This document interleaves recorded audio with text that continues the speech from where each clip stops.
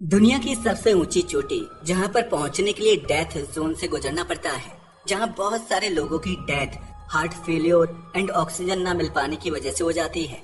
मगर समझ नहीं आता फिर भी हर साल इतने लोग इस एवरेस्ट पर फतह हासिल करने के लिए क्यों चले आते हैं। आखिर इस चोटी पर ऐसा क्या है कि लोग अपनी जान की भी परवाह नहीं करते। वैसे अभी तक आपको समझ आ ही गया होगा कि हम किसकी बात कर रहे हैं। जी हाँ, आप सही समझे, हम बात कर रहे हैं दुनिया की सबसे ऊंची चोटी माउंट एवरेस्ट की।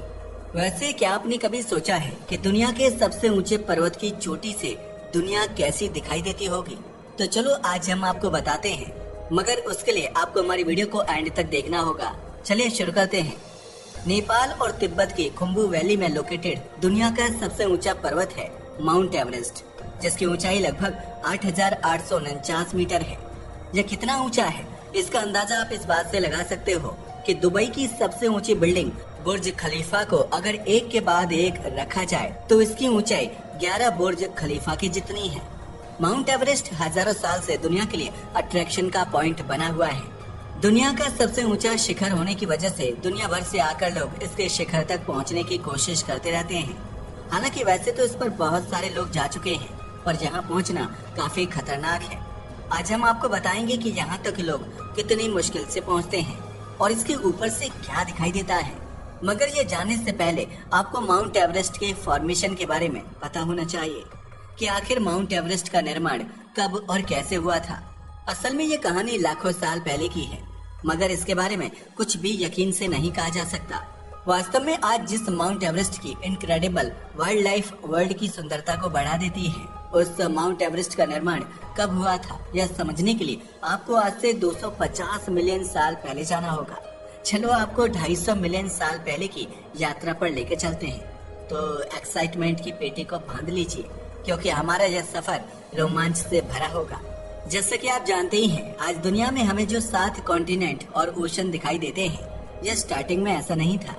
पहले ये सब एक साथ जुड़े हुए थे, जिसे संयुक्त रूप से पैंजिया कहा जाता था। मगर इंटरनल फोर्स की वजह से धीरे धीरे पैंजिया सुपर कॉन्टिनेंट टूटना शुरू हुआ। ये पहले 2 भागों में टूटा और फिर कई भागों में टूट गया, जिसमें आज अफ्रीका, दक्षिण अमेरिका और उत्तरी अमेरिका मौजूद है। पहले ये एक ही पार्ट हुआ करता था, मगर प्लेट टेक्टोनिक्स के कारण इसके टुकड़े हो गए और जैसे जैसे धरती के नीचे की प्लेट हिलना शुरू हुई तो आज का हमारा भारत अस्तित्व में आया, जो पहले अफ्रीका, पश्चिम अमेरिका और ऑस्ट्रेलिया का हिस्सा हुआ करता था। भारत के यूरेशिया की तरफ जाने ने पैंजिया से टूटकर बने एक प्राचीन महासागर को बंद कर दिया। साथ ही उस महासागर में मलबा भर गया। जैसे ही भारत ने उत्तर की तरफ पुश किया तो उस मलबे में फोल्ड हुए और एक पर्वत श्रृंखला बनकर तैयार हो गई। ये सारी घटनाएं लगभग 60 मिलियन साल पहले हुई थी, जब लगभग 60 मिलियन साल पहले भारत के नीचे की प्लेट माउंट एवरेस्ट बनाने के लिए ऊपर की ओर बढ़ी थी। मगर कमाल की बात तो ये है, भारत आज भी आगे की ओर बढ़ रहा है, जिसकी वजह से माउंट एवरेस्ट की ऊंचाई आज भी बढ़ती जा रही है। जैसा कि हमने अभी आपको बताया कि हिमालय का निर्माण यूरोपियन प्लेट पर इंडियन प्लेट के लगने वाले फोर्स की वजह से हुआ था और यह फोर्स आज भी लग रहा है। तभी तो वैज्ञानिकों का मानना है कि माउंट एवरेस्ट हर साल 4 मिलीमीटर ऊंचा हो जाता है, यानी कि यह 100 सालों में 16 इंच तक बढ़ जाता है। प्लेट टेक्टोनिक्स के कारण आज भी माउंट एवरेस्ट की लंबाई बढ़ रही है, इसलिए आगे यह कैसा दिखाई देगा इसके बारे में कुछ भी नहीं कहा जा सकता। वैसे माउंट एवरेस्ट अपने आप में बहुत ही खूबसूरत द वाइल्ड लाइफ हैबिटेट है। अगर बात करें माउंट एवरेस्ट पर एनिमल लाइफ की, तो आपको यहाँ पर लाल पांडा और हिम तेंदुआ के साथ साथ काला भालू भी देखने को मिलता है। माउंट एवरेस्ट पर सबसे पहले चढ़ने वाले इंसान का नाम एडमंड हिलेरी था और माउंट एवरेस्ट पर चढ़ने वाले पहले भारतीय लेफ्टिनेंट कर्नल अवतार एस चीमा और नवांग गोम्बू शेरपा थे। लेकिन अगर बात करें सबसे पहली भारतीय महिला की जो माउंट एवरेस्ट पर पहुंची थी, तो उनका नाम था बछेंद्री पाल।